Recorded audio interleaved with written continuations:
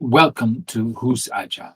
In today's talk, Marsha will talk about the links that she sees between Alzheimer, agility, and more specifically, how they help her to live in the moment. Two, the diversity of remote work and why it's important. And three, tips on how to deal with too much work. And I can assure you, well, I need them. I think we all need them, don't you? Let's dive right into that. I'm Yves Hanold from Who's Agile. My pronouns are he and him. Welcome to my channel.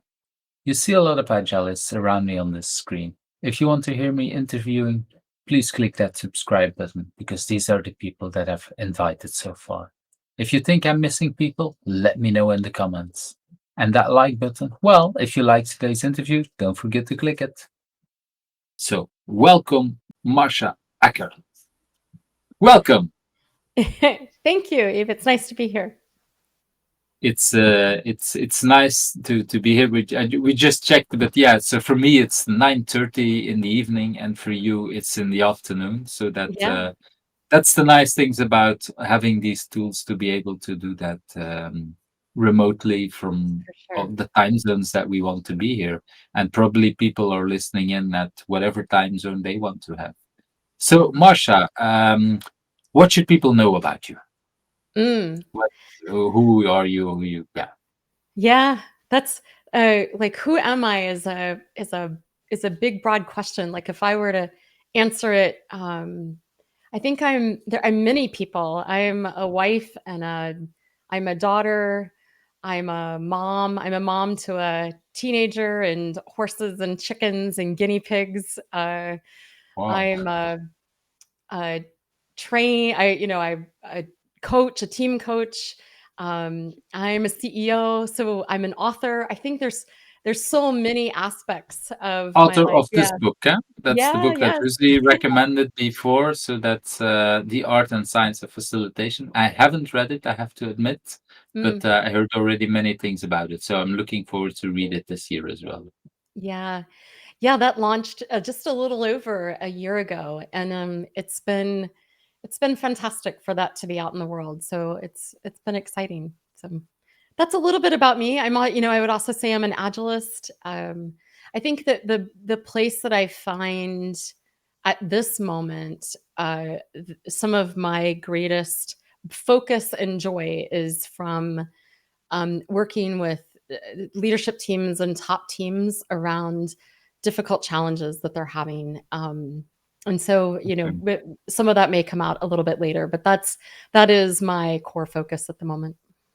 So you want people that come with challenges to you, you want to help them solve it. You don't want to have the easy teams. You want the hard Yeah. stuff, basically. Well, I think I've spent so much of my professional career. I often say my passion is around growing other leaders, and so the book is one example. A podcast that I've launched around defining moments of leadership. So much of it is about growing that capacity and capability inside organizations and with other leaders to do that work. And then I do think that there are places where things get difficult, or you get into really difficult, complex, challenging issues that you might be having. And so I think it's helpful to have someone that you can tap from the outside to ask to come in and be with you for a really short period of time. But everything that I'm doing is really about building that capacity and capability for others. So yeah, I just think about it in different ways, but yes. And that can probably be brought back to the mother roles because if you say that you are the mother of a teenager, that's also about building capacities in a sense I that find that being a mom to a teenager is probably there are many moments in life where I'd say it grows me personally, but this is another new frontier of growth and gosh, helping to navigate the world today. It's hard. I feel for them.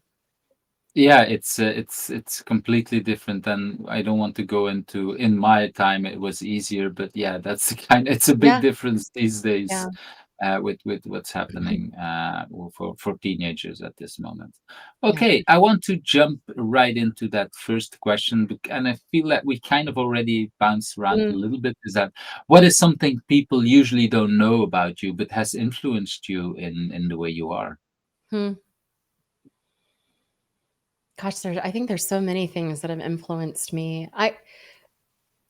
At this moment, so my mom, I'm an only child, and my Mhm. parents divorced early on, and so I was raised by a single mom who in a where it was really just the two of us. But she is, we all have transitions we go through in life. So she was diagnosed with Alzheimer's probably about six years ago, and Mhm. she came to Oh, live with us about 3.5 years ago. Uh, and she's just made a transition to an assisted living facility. But I'd say there's so much that Alzheimer's has taught me, and that so many parallels that I could draw to the world of agility, where it's and the just the uncertainty of the world even that we live in at this moment in time, where you just don't know what's next. And it has taught me to live in the moment more so than I think anything else in my life. And if I think about what's really influencing me, I could tell you stories about how I think she influenced me from early on. But I think at this moment in time, what is greatly influencing me is these principles of agility that, we talked about as software development principles. It's, sort of where they originated from. I feel like I keep learning and relearning ways to really apply some of those to every aspect of my life. But one has just been, what's here, what's now, what's the next, most critical decision. Stop trying to make plans, build out long plans about what's going to happen or predict what's going to happen in the future. You just don't know. So like find a way to live here, take off a chunk of what needs to be done, you know, what's one the step at a highest time. priority, and then okay, Yeah. what's then, and also for usually when we talk about highest priority, it's about bringing value to create something, but you're talking about value of enjoying the moment. That's what Yeah. I'm hearing. Yeah. Absolutely. And especially I can imagine, well, I think we're all been in the pandemic. It's really like completely unpredictable. Yeah. Yeah, I see. I've said it somewhere in another interview. I'm not sure if it's aired yet, but the best agilists seem to deal best Mm, with the pandemic, because we know that this is part of life. But yeah. when I hear you talk about living with someone has Alzheimer, yeah, that's even the next level of unpredictability, I would say, Yeah. because yeah, everything that you know and that she knows is basically might be gone tomorrow again, because there is a different stage, I Yes. can imagine. Yes. So that's wow. That's and I can imagine it's also has an impact, well, on the full family life, Oh yeah. on your teenager as well. So it's wow. Yeah. It's yeah, there's so many things that I could say about Alzheimer's, but it's certainly the ripple impacts are felt everywhere. Um, I think early on, there was a sense of what? And no, and are you kidding? And not Yeah. really a little bit of probably sticking my head in the sand and, not wanting to acknowledge. So I think that all of that's there. But the other you know, one of the things that having lived with my mom now for a number of years is she has this um there's a deep sense of sort of gratitude and um, being grateful and thankful in the moment. And so while details of events and memories and like what day it is or all of that is comes and goes, with the hour. One of the things that we sort of laughed about with her is that she wakes up every day, and as long as the sun is shining, she comes down and she says, what a pretty day. And that has become a little bit of my own, gratitude practice of, what's the pretty that I can find in the day, or, what's beautiful about the moment. So I think there's a lot that it's taught me about, just being in the moment. Being in the moment, yeah, like, and Mm. when you say you had to kind of learn it, or you Mm. saw it, but for her, it's like this is what it is. She just Yeah, that's what it is. She didn't even say it on purpose or whatever. It's like yeah, she's really feeling that, wow, it's sunny, it's a nice day, it's a yeah. clear day. Her facts and data might be missing at times, but what's not missing is the emotional part. And so, she can very much connect to, this feels grateful. I'm grateful in the moment, or I'm not grateful in the moment. She has those too.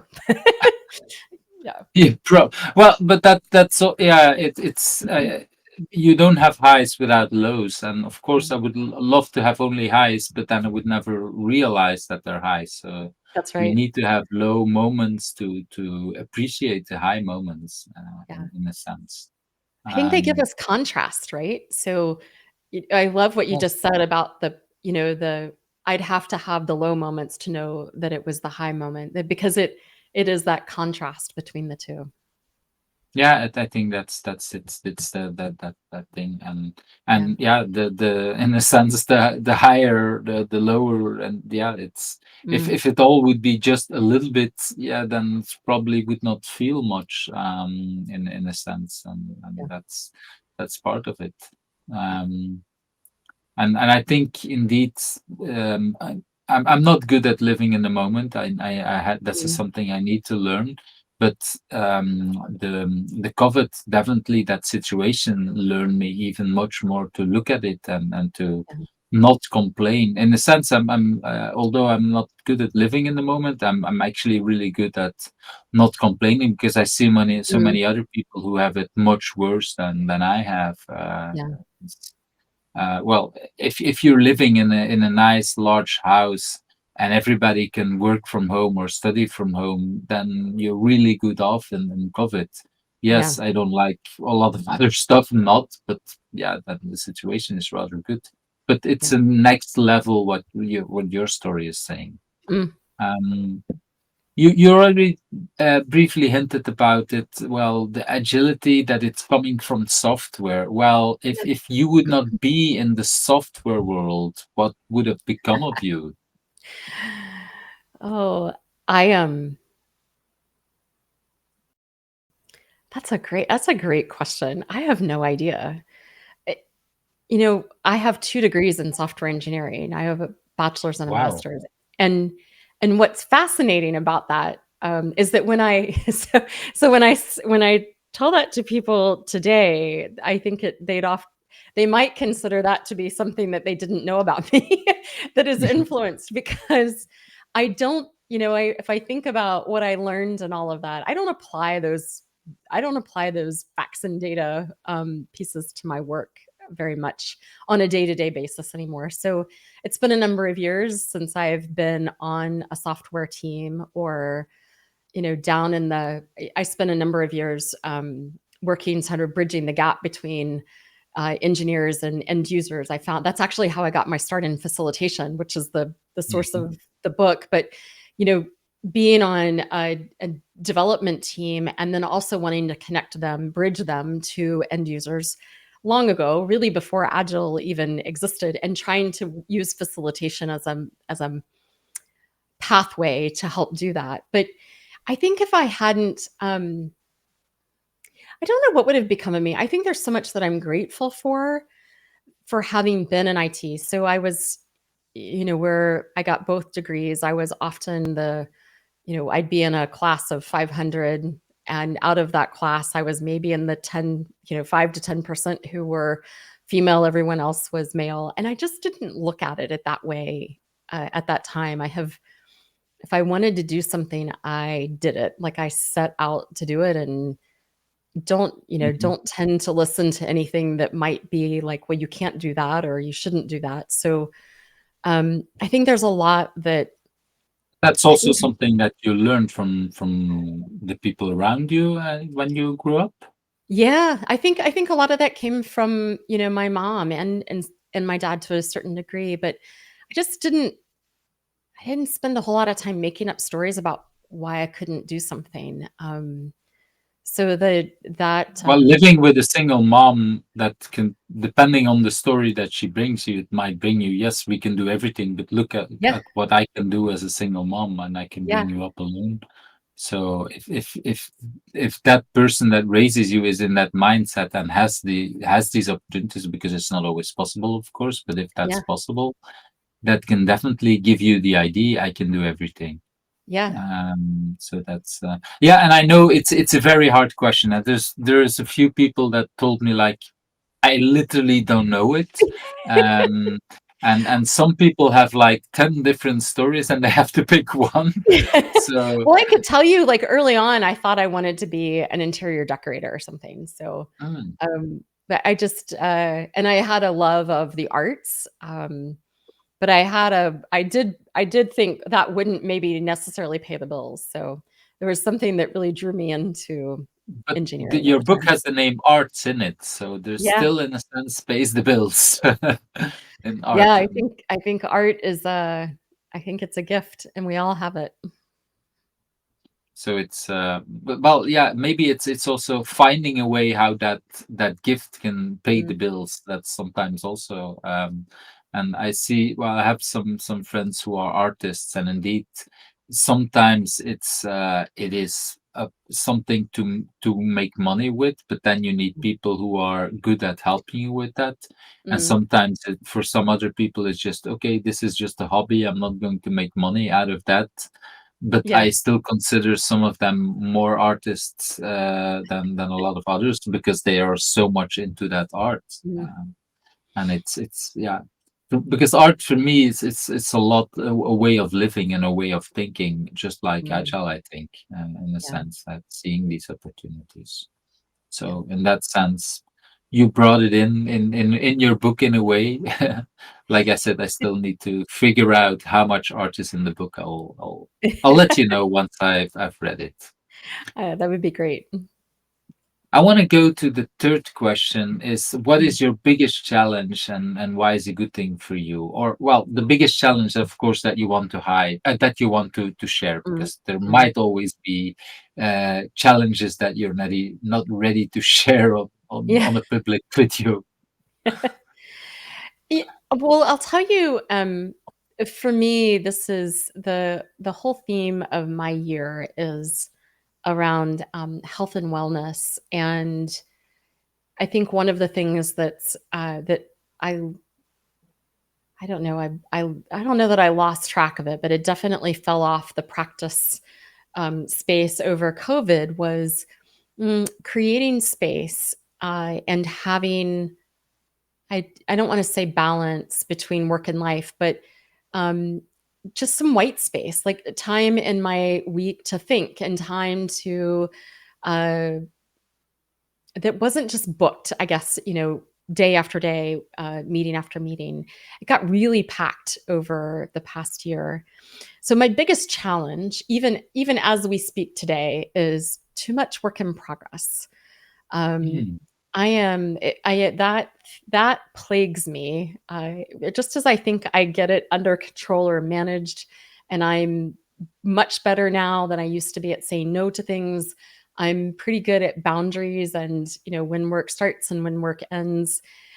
But there's something about being passionate about what I'm doing and being excited about new possibilities and new opportunities that then gets me spun up to still, have probably too much work in progress, which creates, longer work days. It's what we all know.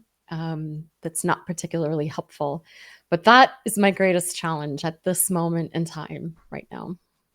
and so that second part, why is that a good thing for you? What's the thing Mm. that you learned from that? About having too much work in progress, Mhm. it's fatiguing. It's everything that we say about teams and finding the balance, the self-care, making space to eat healthy and move and exercise um, and just generally have white space. That not every moment of my workday needs to be filled with a Zoom call or a meeting. And so Yeah, I think there's something in there. You're asking the question about, why is it good for me? I think there's some stretch in there that I keep thinking I've got a handle on that, and I'll get it down to a certain thing, and then I'll notice a couple months later I'm right back to that. So there's something in there that sneaks Like up on me. it seems, yeah, yeah. Yeah. It sneaks in a way that I'm clearly not catching sight of soon enough. So, But it's something I hear a lot from many people, mm, especially in the pandemic. Well, there is the natural boundary fell away. I mean, in corporations, you have the boundary of meeting rooms. If all meeting rooms are booked, you cannot have a meeting. yeah. And with Zoom, that's no longer the case. We can have Yeah. many meetings all at the same time, and I didn't see that. It was annoying when you couldn't find a meeting room, Mm, but I didn't realize that kind of pushed people to limiting the number of meetings going on at the same time, in a yeah. sense, and that gave people the time to think, because that's what you're Mm, saying. That white space, you need sometimes time to think, yeah. and it's hard. I need to book time for myself to think, because otherwise it will be filled with other demands and other things.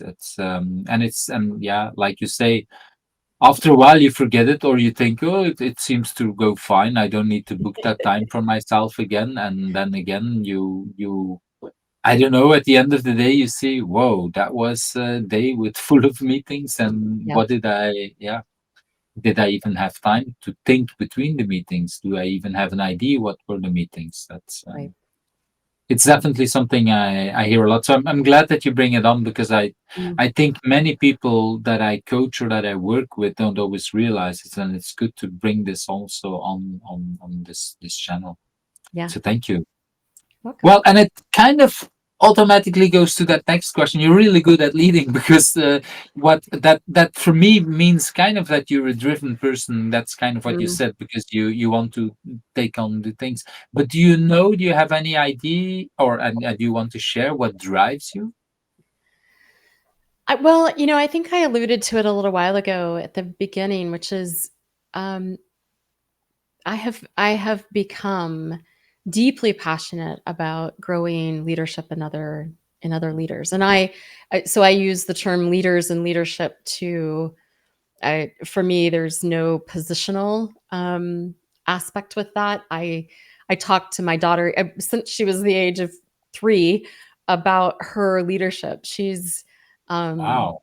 I think that it is not a position. It's not a role that's, anointed to you by some organization. I think we all have leadership and we can lead our own lives. We can lead ourselves.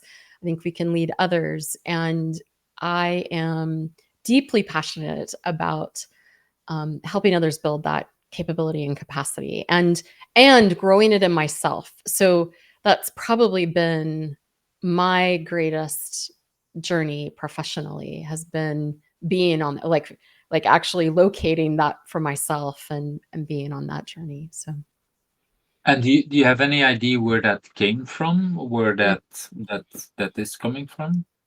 Yeah, I often say my 2 degrees in software engineering taught me a lot about code and process, and one of them was actually out of a business school, so I got the business orientation around it. But I started my career, and I was in a software development team, and I was started out a contributor on the team, but I wasn't, I would never have said at that point that I was leading anything. Mhm. um, but somewhere along the way I got to the place where I really wanted to make a difference in a different kind of way, and was always seeking out ways to help organizations change. But I started to notice that I was running into trouble in working with others.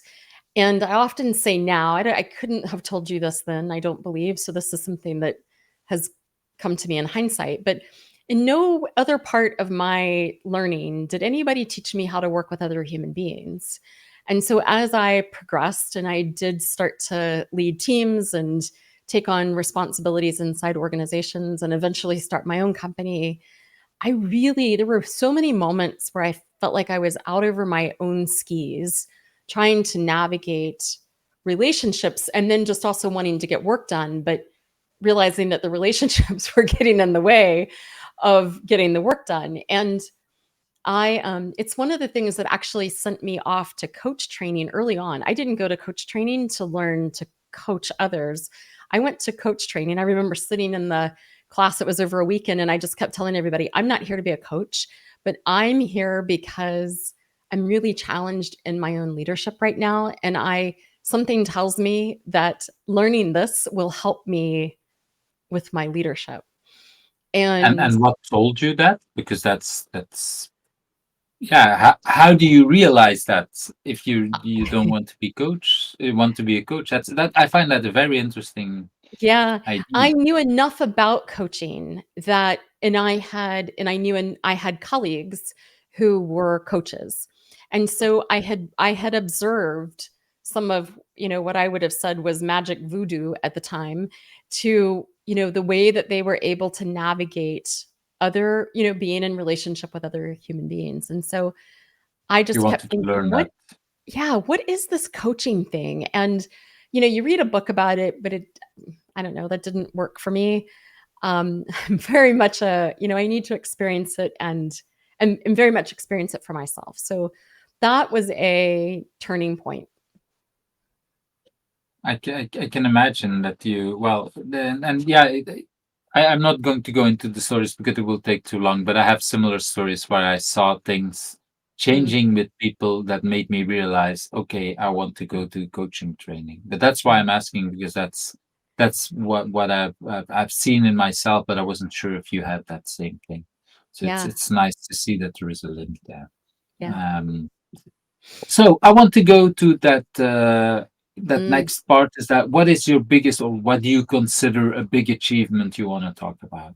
mm. Actually, it's very closely tied to the story that I was just sharing. That, um, that first training in the class, and obviously I did continue on through all of the coach training, and yes, I did become a coach, and so much so that I sort of left the technical side of my career, Mhm. and this became my passion. But I think the greatest achievement that I have is what happened for me personally through the process of sort of retooling myself. Going through coach training and then the continued work with learning to coach teams and systems. That learning requires deep reflection of who am I? How do I show up in the conversation? Really noticing, where do I do how do I behave in certain ways? How does that serve? Actually, how does that not serve in some ways? How does it not serve me or others?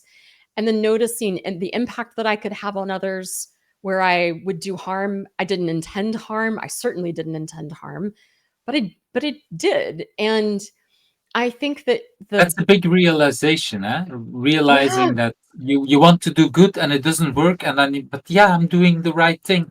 yeah, Yeah, but it doesn't matter. yeah, It really doesn't matter. yeah, As long as you don't know how to do it better, yeah, you still do harm. yeah. It's a very good insight that you share there. Mm. I will never, whatever I go on to do, I will never regret that learning and the time. And look, I'm not done. I will never be done with that learning, but I'm grateful for where it's brought me today. And if I, my husband and I talk about it often because, I think I love having a daughter, and um, I would say that's another achievement that I'm grateful for, and grateful that I have the opportunity to be her mom. And then just noticing how difficult it is to navigate the world as, a 13-year-old today. And my husband and I often talk about, so how can I help just a little bit with what I've been able to learn about myself? How can I help her, adopt some of those principles and mindset and understand that about herself early on? I had to, it took me until well into my 30s to learn that process. How could I start it for her early on? And so that's my greatest achievement because I think I'm able to help her in some way. And definitely, well, then I would that brings me to the story I didn't want to share, but I was 16 when my father did something like coaching or Mm, actually therapy training, mm, and it was based on leadership. And I remember going to him, I don't know, at 23 or something like, I don't know what you learned there, but I'm interested in following that same training because mm, somehow, even at 16, I realized the big shifts there. And I think when you do that work, definitely your children will see it.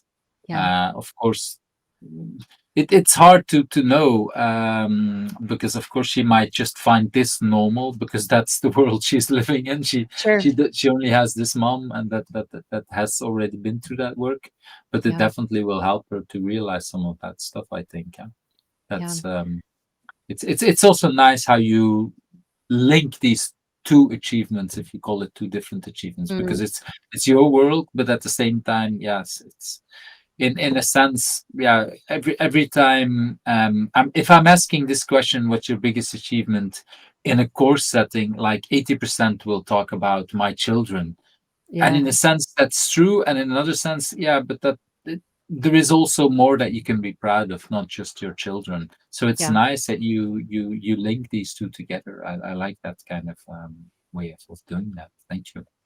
yeah, It's nice. And indeed, a 13-year-old is really like, I have a 14-year-old also, mm, and mm. it's a difficult age for all of It's us.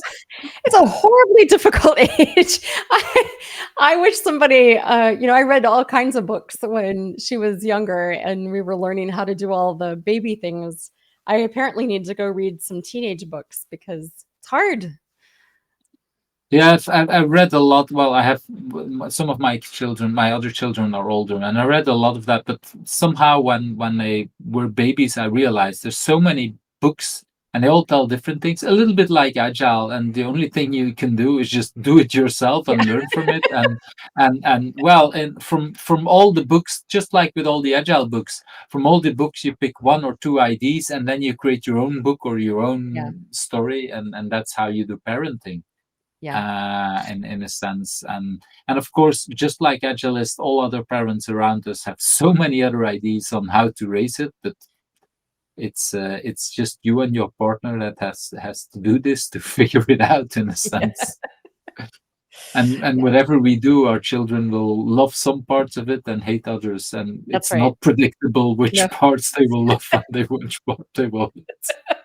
no, no. It's Every child is different. exactly. So it brings me to a personal. Do you have something you already shared that you Mm, have hard times about your scheduling everything? But yeah. is there something that you do that you want to share with people that you say, this is something that brings me much value? Yeah, well, we did touch on it a little bit. You mentioned something similar. So I one of the practices that I have adopted is actually scheduling the white space on my calendar. Mm. Um, and that works. It's working, unless I, violate the space and actually go, manually Do put other other stuff. meetings, right? When I manually put other meetings in that white space, it violates the purpose of the white space.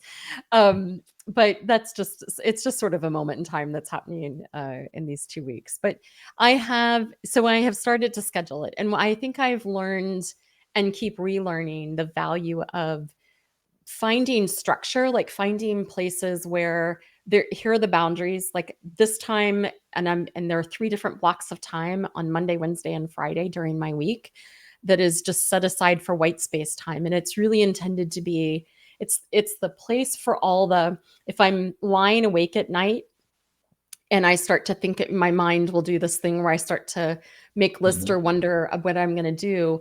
I have learned that if I can sort of park that in one of the 3 white space times for the week, it helps me let that thing go. so that I can Okay. go back to sleep. And when you So say park it, you mean mentally park it, or do you actually write it down for that moment, or how do you if do I'm this? in bed, I mentally park it. If I'm at my desk, I will actually, put it into that space so that there's calendar time. There's another practice that I've started and more recently, which is instead of taking to dos or action items from a meeting or something, instead of writing it down on a to do list, because I had grown really um, fond of all of my to do lists that then can turn into my Kanban board over here on the side. But instead, if it's something that needs to get done, I just book time on the calendar to do it. So if it's going to take 15 minutes, I don't create a to do, I just create the calendar entry. Yeah, it's something I see other people do as well. Yeah, it's a good practice, especially if it's a small thing to do, Yeah. but still large enough. If it's really small, then probably it's faster to just do it and book the calendar time. Yeah. But if it's something else like 10, 15 minutes, it's book that time.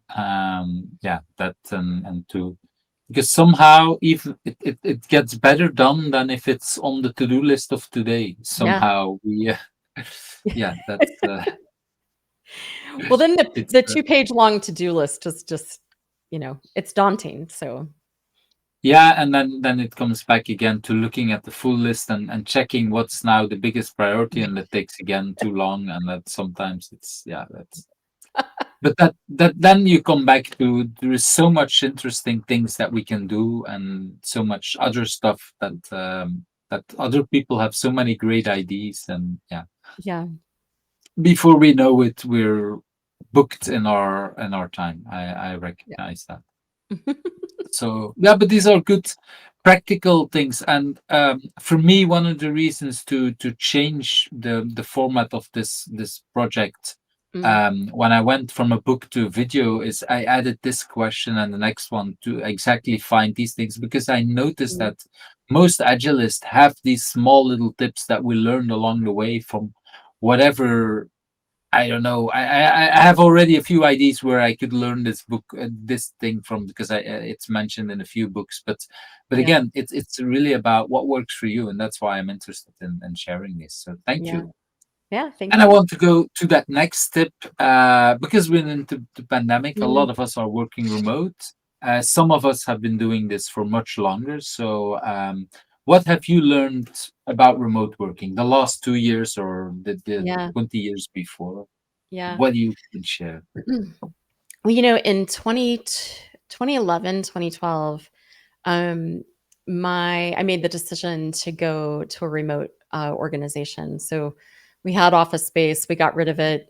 We went completely remote and online. So when the pandemic hit, it wasn't new to me that we would be online or working remotely.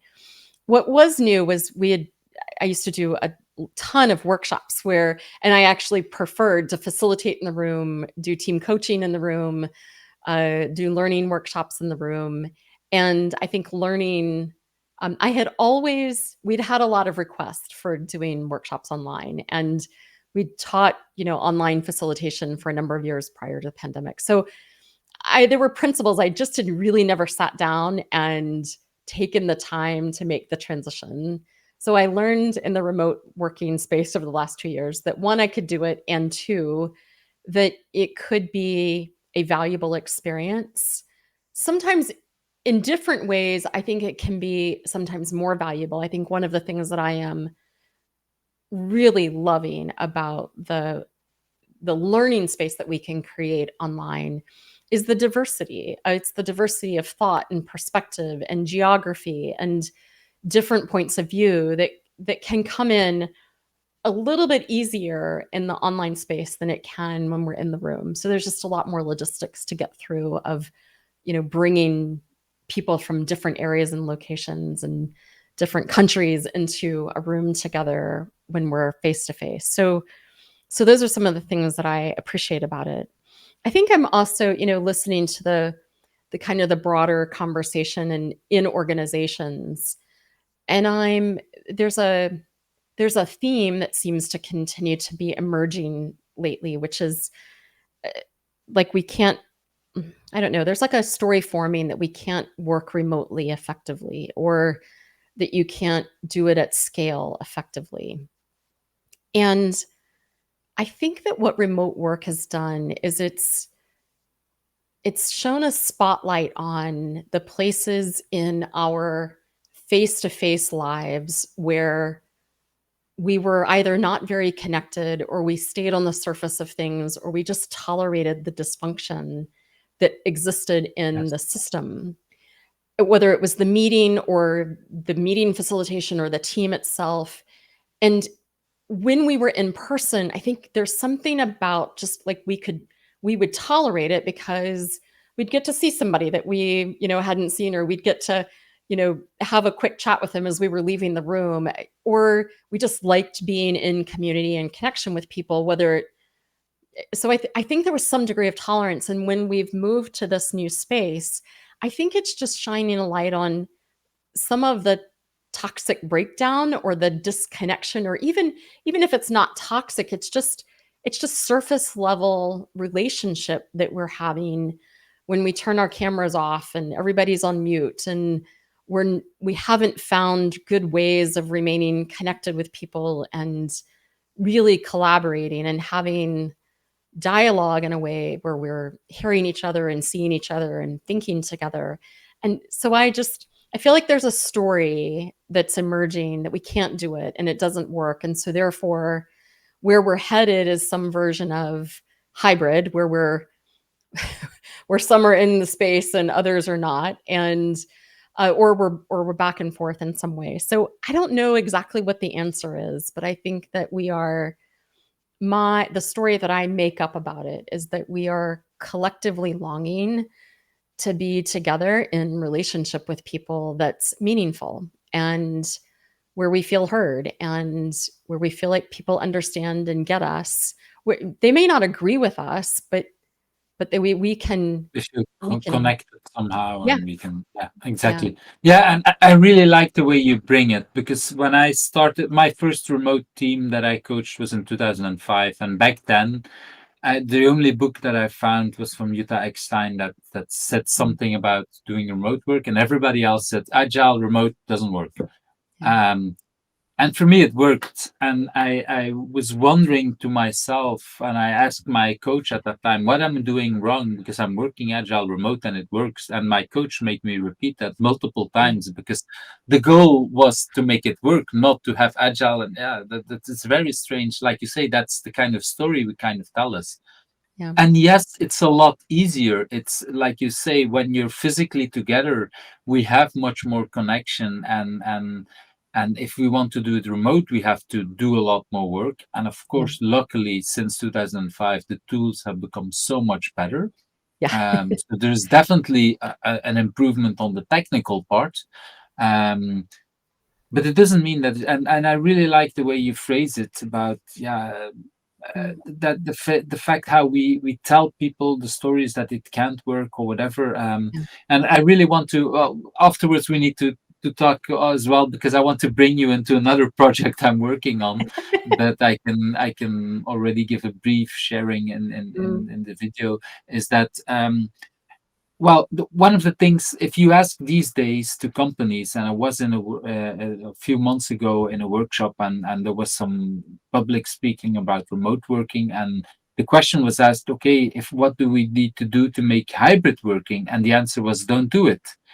mm, And I kind of agree in the sense that right now we don't know how to make hybrid work, but that's yeah, a different answer than you will never be able to make hybrid work. I think we can make hybrid work, we just don't know how. mm, And we mhm, we need to collectively, I want to collectively work with a lot of people and figure out how can we make hybrid work, because the mm, reality is, I was today I was for the first time, this is recorded in the beginning of March, it will be online a lot later, but it's recorded beginning of March, and I was asked today for the very first time to go back to the office since months. mm, um, and half of the meeting, well, actually, in the very first meeting that I was in today, that was a huge meeting, but one person was offline, was online, sorry, and everybody else was there. And it's just no way that it's going to be different. Every Mm, other meeting that I was kind of more distributed, like half of the people remote, half of it mm. physically. But this that the first one is like, yeah, we have the full team except one person, and it's going to be tomorrow the same thing, and that's the reality that we're living in. As much as we like it or not, but hybrid meetings will be the reality much more. Yeah. Yeah. Yeah, we could talk a long time about that. Yeah, but that's Yeah. it's good. I like the way you phrased it also about. Mm, So that's a really good tip that I think many people will help mm. out. So I want to go to that. The next question is about the last or the what's a book that you want to share. You want to Yeah. talk about. Yeah. I actually have it here on my desk because it's called Synchronicity. I don't know if you can see it. The I can inner see it, path but of it's difficult. But I will also bring it Oh, up there you on the go. screen. Yeah. That's. So The yes, yeah. synchronicity. Yeah, by Joseph Jurassic. Synchronicity. Yes. Tell me, Yeah. why should I read this book? Well, I can't advocate for you to read it, but I can tell you my experience of it, which is Mhm. I am doing so dialogue, the practice of dialogue is highly meaningful to me right now. And um, some of the original work out of around dialogue came from David Boehm. So he was a physicist and really put forward some of the original thinking around how we can shape our future. So when you hear me say things like the story that we're telling, I think that we create our future by the words that we use, the way we engage in conversation. I think that, some of David Boehm's theories around quantum physics are the way that we come together and think together. And Bill Isaacs built on that was by talking about and beginning to create, a vision for the future. So I had the opportunity to meet Joseph Jurowski about a month and a half ago, and this book has been. I read it on the weekends. It's sort of my morning cup of coffee and quiet time before everybody gets up in the house. And so I'm just deep in the story. He tells the story of he worked in as a lawyer early on in his career, and I would describe it as just very driven. Get things done, make lots of progress, have lots of things happening in your life, lots of money, successful, and he describes crises that came for him, and then the opportunity that he had to meet David Boehm, and how that really shifted his own thinking, the journey that he was on, and how he began to bring the practice of dialogue into his own leadership. And so then it goes on to tell a little bit of the story. He founded the American Leadership Forum and I think the Global Leadership Forum on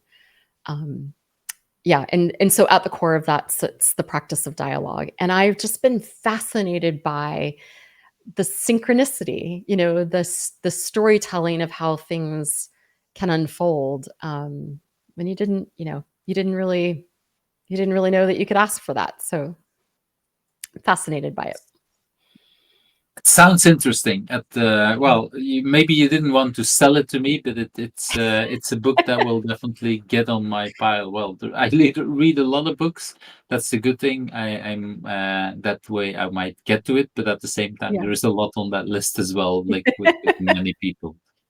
Yeah. Um, I want to go to for me, the most interesting question is that Mm, what's the question that you think I should ask you, and what's the answer? Is there any question mm. that you like people to ask you?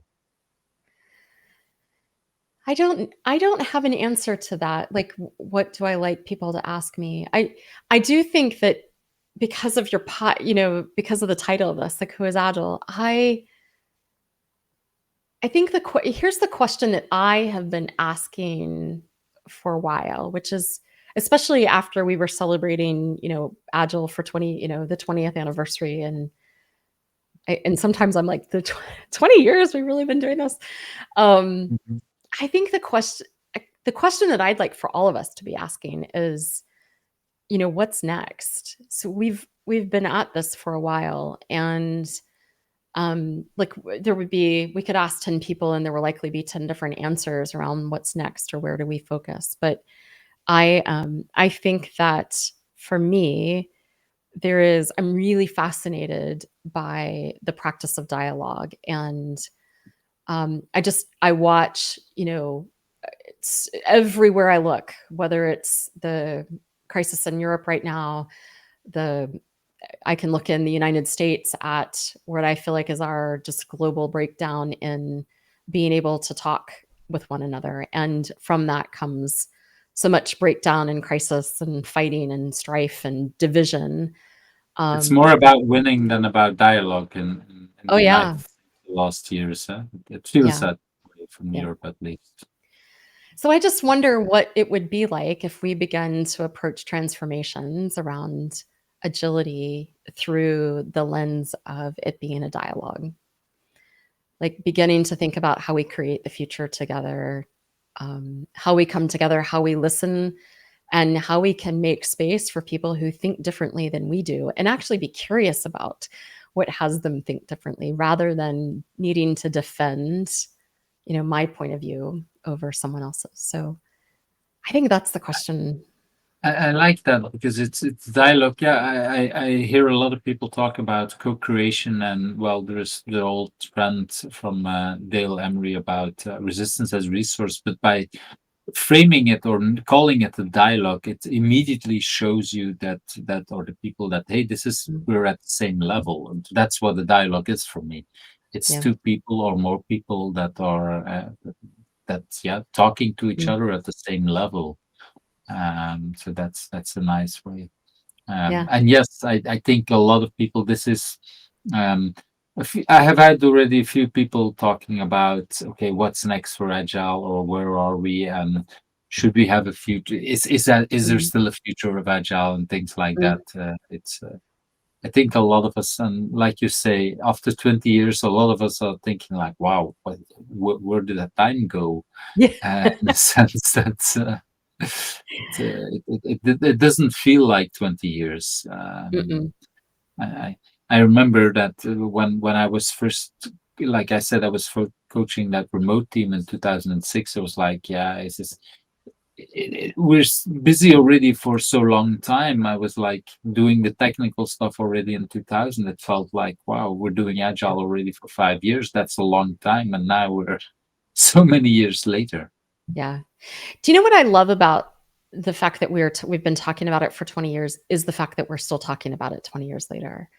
And I think that it says to me that um, it has stickiness. It's Mhm. prior to agility, or prior to agile, and some of the methods like extreme programming that kind of brought it onto the forefront. It did feel like we were in a space of it's just the next, what's the next thing, object oriented programming or Exactly. unified modeling language. So it was a little bit of, but I think those are technical solutions to adaptive challenges. And I think agility, as it it was defined in one way with values and principles, it's had stickiness, it's had staying power, and yet it's evolved. And I think, as you said a few moments ago, like you could ask anybody, they'd have their own model for how they do agile. There's defined models that sit in books, and then there are models that others have created. And I think that's part of where it needs to be is, evolving to that space. Yeah, sometimes I'm asked as a coach, yeah, we want you to help out to bring Agile by the book, and then I'm pointing to the library behind me. What book? Because they're all Which different. which one? Yeah, it's like, yeah, and that's normal because we all have different experience, and what you Yeah, wrote in your book is based on your experience and what you learned and yeah, from other books and other things, but it's based on what you learned and what worked for you or the people around you. yeah, And for some people it might work, and like I said, I like to take ideas from all the yeah, books, but I might not take the full book, and especially not the full book every time. yeah, Even if I like your book and I use it if I use all your ideas on one project, I might just use one idea for the next one, and Yeah. then maybe in 5 years I might go back to a few others. That's the idea. And I like the fact that you say stickiness, because we seem to get, yeah, we seem to get back to that, the Yeah. values, the principles. I'm definitely don't think about the principles in the same way as I thought Yeah. 20 years ago about it. But Well, you're not they the same still person. attract me. Exactly, I'm not the Yeah. same person, Yeah. luckily. We um um we have a cohort. It's called Coaching Agility from Within, and in that cohort program, the primary takeaway for people is that we want them to build their own model for agile coaching. So just like what you described, like there's so much out in the world, but you are unique. And so how you talk about it, the language that you use, the models that you include in your model, I think that is the goal, is to it's to create your own model for agile coaching. I like that. I have a small workshop where we make teams that we do a lot, or that I do a lot with starting teams to create their own Mm, manifesto. And it mm. grew also out of the workshop about explaining the Agile Manifesto. And I realized more and more, like, no, let them create their own thing. And Yeah, there's like 60 values in there, and they have to create it and have to go through that experience. And I love it. it's well, love, yeah, most of the people love it, and it brings so much more because it shows me immediately what these people care about.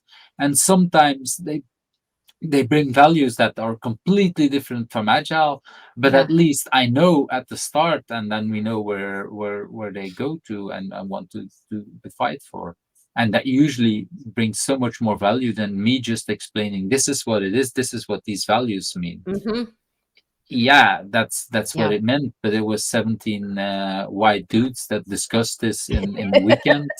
And yeah, there's lots of war stories about what happened there, but for most other teams it doesn't really matter until they start to create their own models, like you say, and Yeah, then it becomes much more valuable.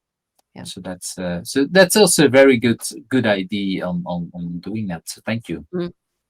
I'm almost at the end, so I want to ask that last question. Who do you think I should ask next? Ah, you know who comes to mind for me immediately is Lyssa Adkins. I mean, she was certainly one of the thought leaders around the concept of agile coaching, emerging the world of agility with professional coaching.